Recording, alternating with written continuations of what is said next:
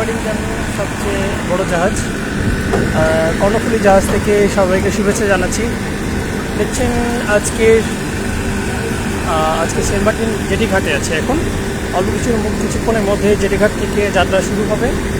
দেখছেন আমার সামনে যে জাহাজটা, এটা হচ্ছে কেআরই সিন্দাবাদ। সেন্টমার্টিনগামী প্রথম যে জাহাজটা, এটা হচ্ছে কেআরই সিন্দাবাদ। প্রথম এই জাহাজটি চালু হয়। এই জাহাজটি অলরেডি ছেড়ে দিচ্ছে এবং আমি এখন অবস্থান করছি সেন্টমার্টিনগামী সবচেয়ে বড় জাহাজ কর্ণফুলীতে। কর্ণফুলীও ছাড়ার প্রস্তুতি নিচ্ছে। অলরেডি ছাড়ার প্রস্তুতি সম্পূর্ণ হয়ে গেছে। এখানে চারপাশে বসার চেয়ার আছে, এগুলোতে আপনারা বসতে পারবেন এবং নিচে আরও 2 তলা সিট আছে, যেটা এসি রুম। এখানে এসি রুমে আপনি থাকার ব্যবস্থা, সিটের ব্যবস্থা আছে এসি রুমে। এই জায়গাটা অনেক খোলামেলা জায়গা। কর্ণফুলী জাহাজের একটা বড় ভালো বিষয় হচ্ছে এখানে কিন্তু অনেক খোলামেলা জায়গা। চারপাশে যে কোনো জায়গায় আপনি বসে গল্প করতে পারবেন, ঘুরতে পারবেন, কথা বলতে পারবেন, দাঁড়িয়ে জাহাজের সৌন্দর্য উপভোগ করতে পারবেন, অথবা বাইরের সমুদ্রের সেই দৃশ্যটা উপভোগ করতে পারবেন। আর এই হচ্ছে সেন্টমার্টিন। এই সেন্টমার্টিন থেকে আমরা বিদায় নেব কিছুক্ষণের মধ্যে। আর এখানে মধ্যে ইঞ্জিন দেওয়া আছে।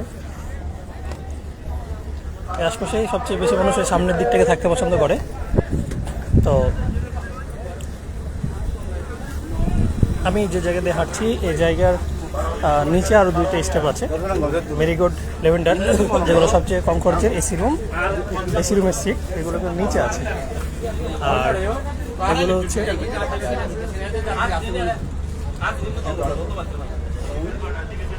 গ্ল্যাডিওলাস।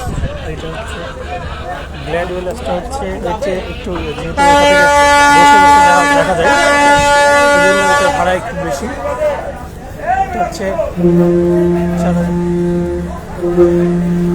এরপর হচ্ছে মেরিগোল্ড, এটা হচ্ছে গ্ল্যাডিওলাস।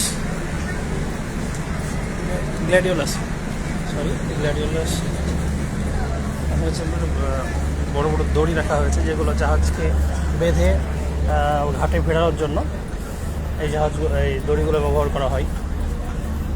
আর এদিকে দেখা যাচ্ছে কোস্টগার্ডের একটা জাহাজ। কোস্টগার্ডের জাহাজ নিরাপত্তার জন্য তারা নিয়োজিত আছে। আর ওই সাইডে আবার নৌবাহিনীর একটা জাহাজ আছে, যে জাহাজটা নৌবাহিনী নিয়ন্ত্রণে তারা নিরাপত্তার দায়িত্ব পালন করেছেন। দেশ নিরাপত্তার স্বার্থে তাদেরকে এখানে রাখা হয়েছে। আর আমার সামনে যে জাহাজটা, এটা হচ্ছে MV 12 আউলিয়া জাহাজও বেশ বড় জাহাজ এবং প্রচুর কেবিন আছে, ওখানে থাকার জায়গা আছে। এরপরে খোলামেলা উপর থেকে অনেক বড় জায়গা আছে, যে জায়গায় খোলামেলাভাবে দেখা যায়। তবে ওই দিক থেকে কর্ণফুলী জাহাজের বাইরে থেকে খুব বেশি তুলনামূলকভাবে খুব বেশি দেখার সুযোগ নেই। এই যে শুধুমাত্র যে বাইরে যে সিটগুলো দেখা যাচ্ছে, এই সিটগুলো থেকে কিন্তু চারিদিক দেখা যায়।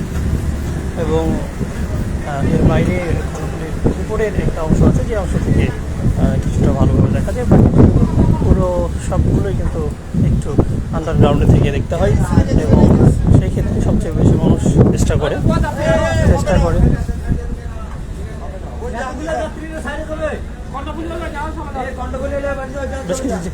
বেশ কিছু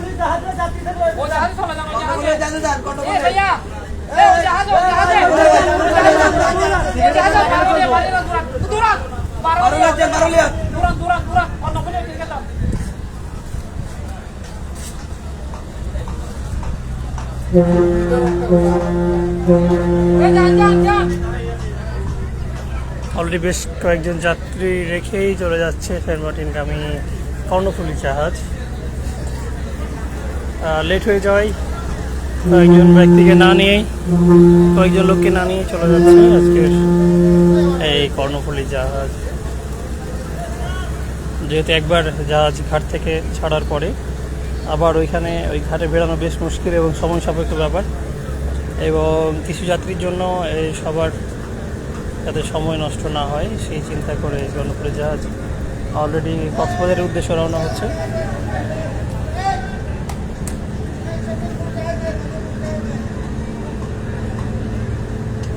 যেহেতু কর্ণফুলী 12 আউলিয়া একই কোম্পানির জাহাজ, এই জন্যে ট্রান্সফার করে দেওয়া হলো তাদেরকে 12 আউলিয়ায়।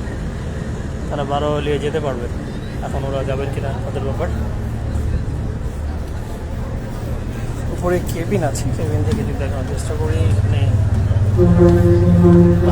কেবিনের এখানে যে কার্পেটের কালার, এই কালারটা অনেক চমৎকার, সুন্দর, ভালো লাগছে।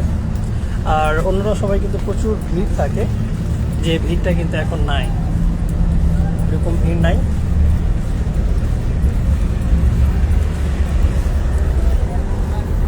এখানে যে বসে আছে কেউ কেউ। আর আরও একটু পরে আমি এখন জাহাজের চতুর্থ তলায়, চতুর্থ তলা থেকে অনেক দূর পর্যন্ত দেখা যায়।